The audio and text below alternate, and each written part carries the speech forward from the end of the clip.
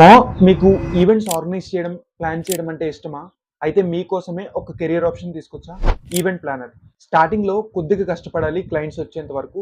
But once కష్టపడి ఒక client తెచ్చుకుంటే, వాళ్ళకి మీరు బెస్ట్ వర్క్ చూపిస్తే, వాళ్ళ రిఫరెన్స్ ద్వారా ఆటోమేటిక్‌గా క్లయింట్స్ వస్తారు. బట్ ఫస్ట్ ఈవెంట్ మేనేజ్మెంట్ గానీ, ఈవెంట్ ప్లానర్‌గా గానీ మీరు కెరియర్ ఆప్షన్ చూస్ చేసుకోవాలంటే, దాని గురించి ప్రాపర్‌గా రీసెర్చ్ చేయండి.